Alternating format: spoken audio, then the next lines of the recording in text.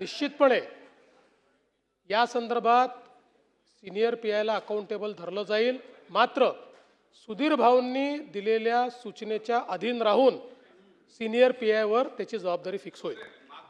प्रश्न क्रमांक 3 प्रश्न क्रमांक 35 465 नाही, मी आपल्याला सांगू इच्छितो, सक्सेसफुली ड्रगच्या प्रकरणामध्ये एमसीओसी लावला आणि एमसीओसी लावल्यानंतर हायकोर्टाने देखील तो सस्टेन केला आणि सुप्रीम कोर्टाने मान्यता दिली आणि त्याच्या अंतर्गत ही पहिली केस आपली झाली आणि प्रॉपर्टी जप्ती देखील झाली। प्रश्न क्रमांक 3 प्रश्न क्रमांक 3 छापल्यानुसार अध्यक्ष महोदय।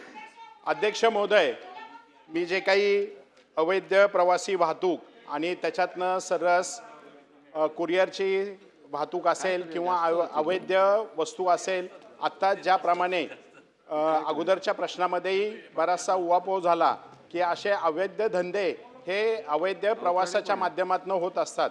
पिंपरी चिंचवड शहरामध्ये सुद्धा आपण जर पाहिलं तर देवरोडपासून तर वाकडपर्यंत, देवरोडपासून तर दापोडीपर्यंत, काळेवाडी फाटा ते मोशीपर्यंत आणि रावेतपासून तर औंधपर्यंत अशा प्रत्येक मार्गावर अवैध प्रमाणात बसेस उभ्या असतात आणि त्याच्यामधून या अवैध माल वाहतूक होत असते।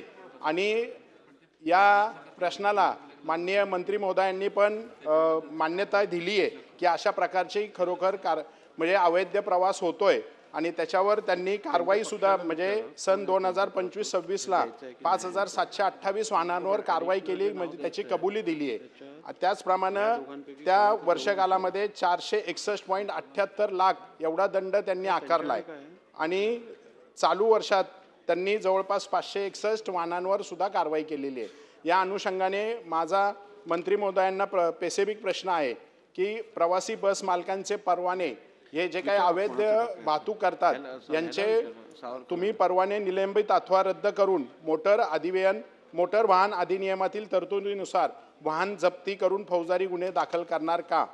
त्याचप्रमाणे पिंपरी चिंचवड, पुणेसह राज्यातील प्रमुख शहरांमध्ये सार्वजनिक रस्त्यावरचे पार्सलांची जी चढउतार करून वाहतूक कोंडी निर्माण करणाऱ्या ठिकाणांवर आरटीओ ट्रॅफिक पोलीस विशेष संयुक्त मोहीम राबवणार का?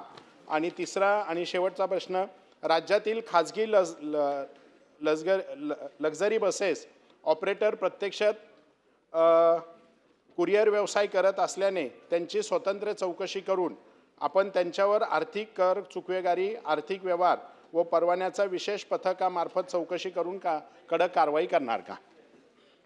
अध्यक्ष महोदय, सन्माननीय सदस्य श्री शंकर जगताप यांनी अतिशय महत्त्वाचा प्रश्न ह्या सभागृहामध्ये उपस्थित केलेला आहे आणि ही वस्तुस्थिती आहे की राज्यामध्ये बऱ्याच ठिकाणी खाजगी वाहतूक करणारे ह्या बसेसमध्ये ही अवैधरित्या पार्सल वाहतूक केली जाते। काही बसेसमध्ये ही एसी बसेस असल्या कारणानं वरच्या टपावर त्यांना काही पार्सल नेता येत नाही, परंतु ज्या नॉन एसी बसेस असतात त्या ठिकाणी वरच्या टपावर सुद्धा त्या पार्सल ते घेऊन जात असतात। आत्तापर्यंत आमच्या डिपार्टमेंटनं केलेल्या कारवाईमध्ये जवळजवळ 461.78 लाख दंडही वसूल केलेला आहे आणि 1848 या वाहनांवर सुद्धा कारवाई केलेली आहे। त्यामुळे त्याचबरोबर दोषी असलेल्या 5728 या वाहनांवर सुद्धा कारवाई केलेली आहे। परंतु या ठिकाणी सातत्यानं ही कारवाई केलेली असताना सुद्धा जे खाजगी बस वाहतूकदार आहेत ते अवैध ही वाहतूक करत असतात।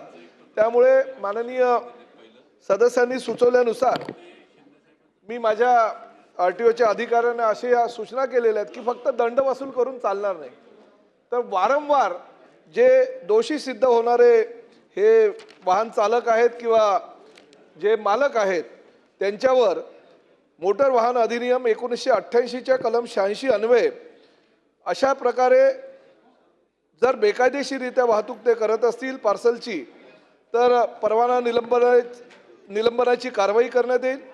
पहिल्या 3 गुन्ह्यांपर्यंत परवाना निलंबित करण्यात येईल। पहिला गुन्हा जो आहे तो 7 ते 10 दिवस, दुसरा गुन्हा 10 ते 15 दिवस.